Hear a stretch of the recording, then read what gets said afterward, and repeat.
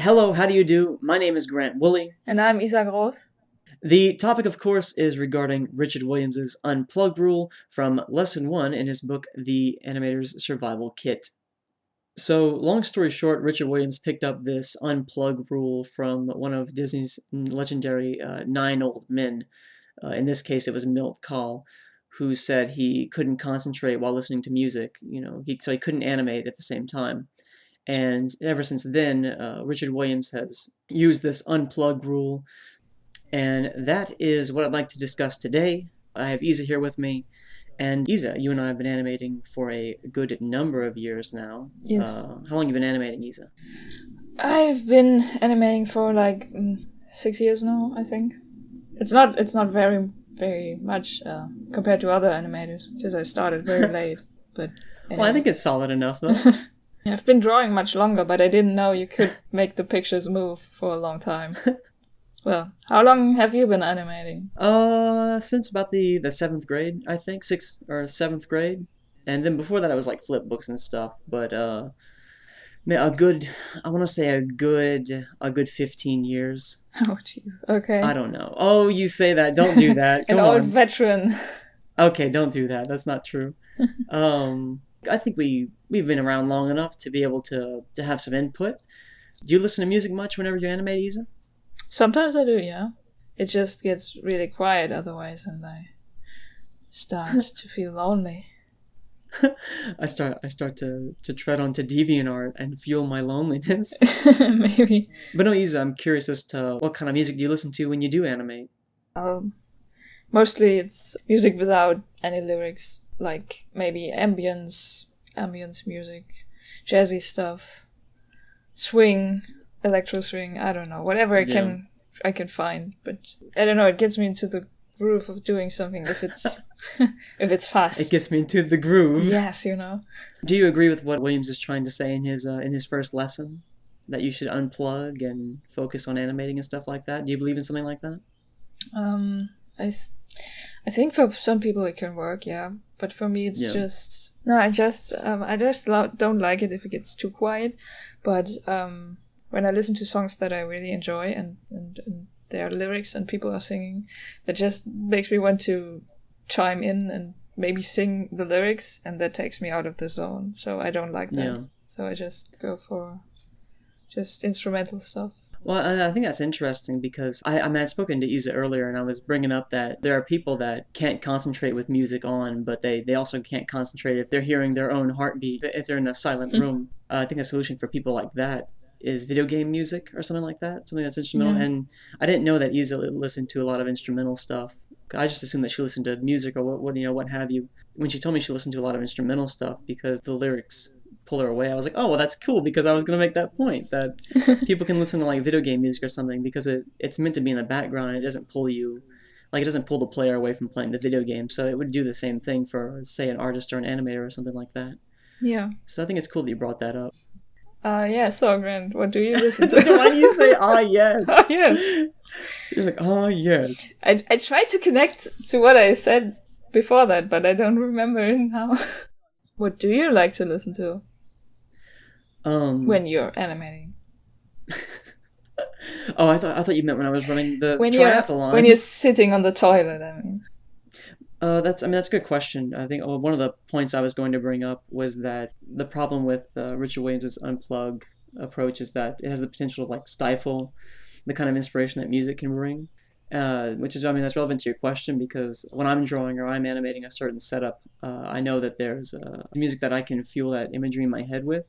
Mm-hmm. So then I listen to it, and it gives me that spark, Mm-hmm. Like if I'm drawing Time Splitters art, I'll put on something that's from Time Splitters. Yeah.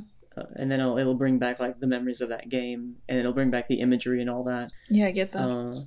I love doing that though, because it just keeps you in the or like when a kid's playing with a plane or something, and they'll be like they'll make the noise. It's because it brings them into the zone, and it's you can do the same thing with art and animation. I think that's really cool. I just do it in the form of listening to the music, and it just keeps me in the zone.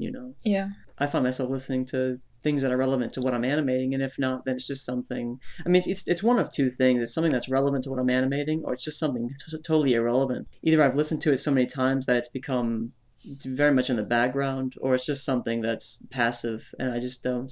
I'm not distracted by it, you know. Yeah. I mean, have you ever done that for yourself, Ethan? Like you listen to things that are relevant to what you're doing, and it like kind of pumps you up. Um, Because I know you just said that you listen to like jazz and all that, but I mean, like, do you listen to something that's very specific to what you're working on? it depends. Like when I'm writing a story or something, I try to get music that aligns with the mood of the story. So Yeah. I get the kind of feelings that, I don't know, get me to to write a better story. I don't know, you know. No, I think that's exactly. I mean, that's exactly what I'm talking about. You know, I mean, I think it's really important that an artist can utilize that for themselves. Yeah. So, I mean, with that regard, I disagree with what Richard Williams has to say about that, about listening to music and, unplugging whenever you're actually animating and stuff like that. I feel like it can be very useful towards what you're doing.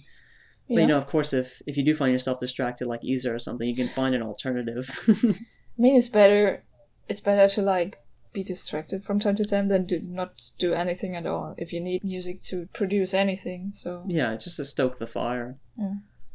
I'd like to make another point, that you can concentrate and also have your music on. When I'm animating a scene or a shot or something, and I really get into the groove with my work, I find myself eventually like snapping back to like reality, to find my music has ended and I've not even like noticed, you know. Mm-hmm. The music wasn't even processing at that point because I was so enthralled by my animating, I didn't notice. Yeah. Do you find that happens to you, Isa? Like, Yeah. Sometimes it does, but Well, I guess whenever you're listening to your lyricless music. Yeah. Well, sometimes I used to just play the music from YouTube videos in the background, and then when the video had ended, I didn't notice because I was so engrossed in my workflow. But no, see, I think that's good food for thought though. Whenever you're talking about Richard Williams and all that business with his unplug rule, just because it just shows that it's not a law. It's just opinion, and I think that's the whole point of this discussion, is that like animators should do what works for them and not hold up the opinions of these individuals as God sent instruction, but more of like something that's like personal preference. Yeah. It's like you can play by the rules all you like, but it doesn't guarantee you better work per se. Yeah. Well, I was reading the book. I was reading that, just to make sure I was on the right page. Book puns. Just to make sure I was on the right page with what Richard Williams was saying. He says that like as if it's so matter of factly. He's just like, I noticed that my work was better than my colleagues or what have you. Whenever I stopped listening to music, and then I was sitting in my head, I'm sitting there like, yeah, well, it works for you, but does it work for everybody? And Yeah. it's just the way he said it, like it was so law, which I wouldn't mind if that's how he was looking at it. But the issue is that when he says something like that, younger animators and artists, they come up, and I mean, I hear it so often. Artists like take the writings of older animators as like law Yeah. rather than opinion, and they Yeah. toss interpretation to the wind, and that's where I have the issue, because I think it's vital to take these writings for what they are and to like digest them properly so that we can like add them to like our wisdom and our way Yeah. of thinking in a way that's like actually productive for that individual. Yeah, and it's just like your art style. I mean, you have to try out what works for you. You have to find your individual path. So that also goes for workflows No, and work styles. I think it's a very good comparison because it's exactly like that. Okay. But no, really, I'm curious to see what people who are listening to this have to say about that. If they listen to music or they don't listen to music, or if they do, what kind, or do they find it distracting or not, or if they think that Richard Williams is justified in saying that something like that unplug rule is something that should be held to almost a standard of law.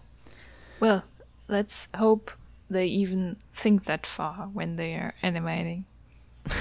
Or let's hope they've made it this far through the video to even know that they should comment on it. Well, it's a short video, so. If anyone else in the comment section wants to have a little topic that they think might be interesting to discuss, they can leave it, and Isa and I will look at it, and if we see something worth talking about, we'll talk about it. Does that sound like a thing, Isa?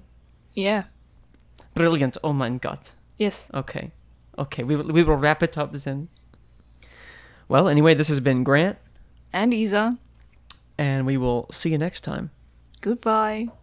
Guten Abend. Auf Wiedersehen. That was good.